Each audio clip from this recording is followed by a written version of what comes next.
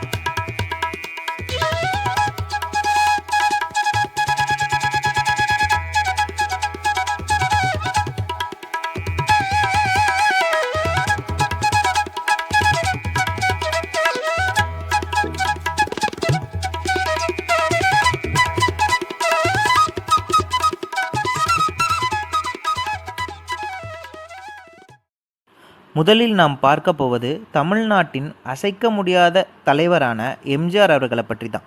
எம்ஜிஆர் அவர்கள் ஒரு மிகப்பெரிய தெய்வ பக்தர் என்பது நம்மில் பல பேருக்கும் தெரியும். ஆனால் அவருடைய அரசியல் வாழ்விலும் தனிப்பட்ட வாழ்விலும் மிகப்பெரிய திருப்பு முனையாக அமைந்தது இந்த கோவில்.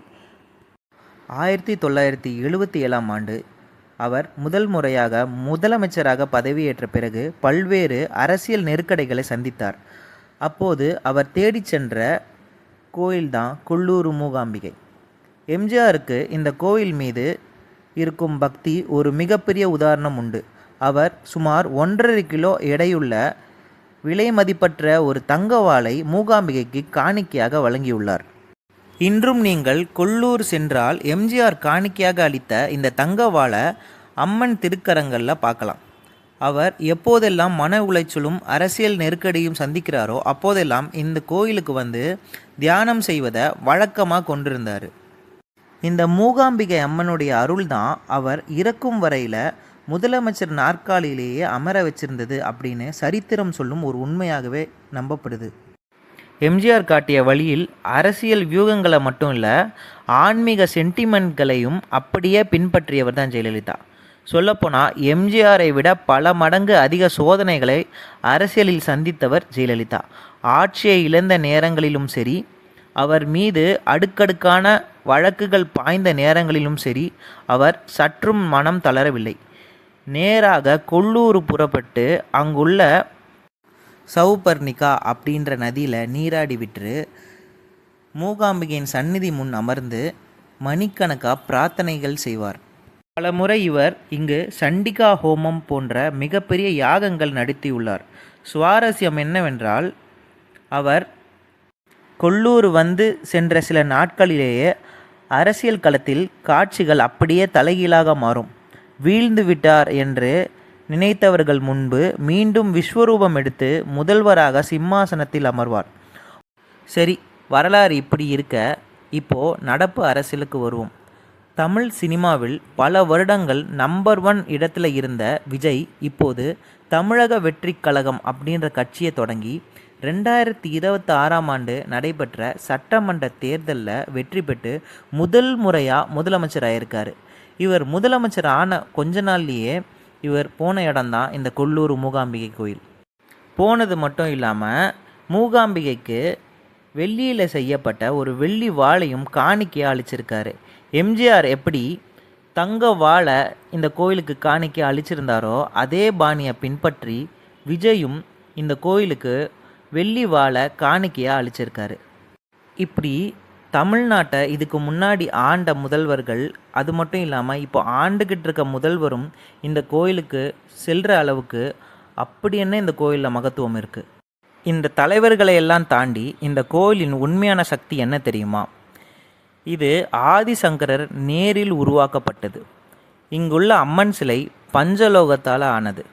இந்த இடம் மேற்கு தொடர்ச்சி மலை மடியில் இயற்கை எழில் கொஞ்சம் குடஜாத்திரி மலை அடிவாரத்தில் அமைஞ்சிருக்கு. விஞ்ஞான பூர்வமாகவே இந்த மாதிரி மலை அடிவாரங்களில் அமைஞ்சிருக்கிற ஒரு கோயிலுக்கு பாசிட்டிவ் எனர்ஜி ரொம்பவே அதிகமாக இருக்கும் அப்படின்னு சொல்லுவாங்க. அந்த அமைதியான அதிர்வலைகள் ஒரு புதிய தெளிவையும் கொடுக்கும். அந்த தெளிவு தான் இந்த தலைவர்களுக்கு அடுத்த அதிரடி முடிவுகளுக்கான காரணமாக இருந்திருக்கு அப்படின்னு சொல்கிறாங்க.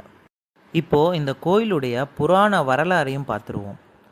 மூகாசுரன் என்ற அரக்கன் கடும் தவம் புரிந்து இந்த உலகுக்கு கேடு விளைவிக்கும் வண்ணம் செயல்பட்டுக்கிட்டு இருந்தான். அவனை ஊமையாக்கிய அன்னை அவனை பின்பு வதமும் செஞ்சாங்க. அதனால தான் இந்த அம்மனுக்கு மூகாம்பிகை என்ற திருநாமம் ஏற்பட்டது அப்படின்னு சொல்லுவாங்க. கோல மகரிஷி என்பவர் சௌபர்ணிகா நதியில் தவம் பண்ணி சிவபெருமானுடைய தரிசனமும் பெற்றார். அவர் தவம் பண்ண இந்த இடம் கொல்லாபுரம் என்று முதல்ல வழங்கப்பட்டது. அது காலப்போக்கில் மருவி கொல்லூர் என்று பெயர் பெற்றது. இதுதான் இந்த ஊருக்கு கொல்லூர் அப்படின்ற பெயர் காரணமாக அமைஞ்சிருச்சு. இந்த கோயிலில் ஆதிசங்கரர் பிரதிஷ்டை பண்ண லிங்கமும் இருக்குது. அதாவது ஆதிசங்கரர் அம்பிகையை நோக்கி தவம் பண்ணுறாரு. அவர் தவம் பண்ணி அவர் முன் தோன்றிய அன்னை அவர் கூட கேரளா வர்றதுக்கு ஒத்துக்கிறாங்க. ஆனால் ஒரே ஒரு நிபந்தனை மட்டும் வைக்கிறாங்க. அதாவது அவங்க பின்னாடியே வரும் பொழுது அவங்க வராங்களான்னு திரும்பி மட்டும் பார்க்கக்கூடாது அப்படின்னு சொல்லிடுறாங்க. தொடர்ந்து அவங்க பயணம் தொடரும் பொழுது திடீரென்று அம்மனுடைய கொலுசு சத்தம் நின்றுடுது. இதனால் சந்தேகம் அடைஞ்ச ஆதிசங்கரர் திரும்பி பார்த்துடுறாரு.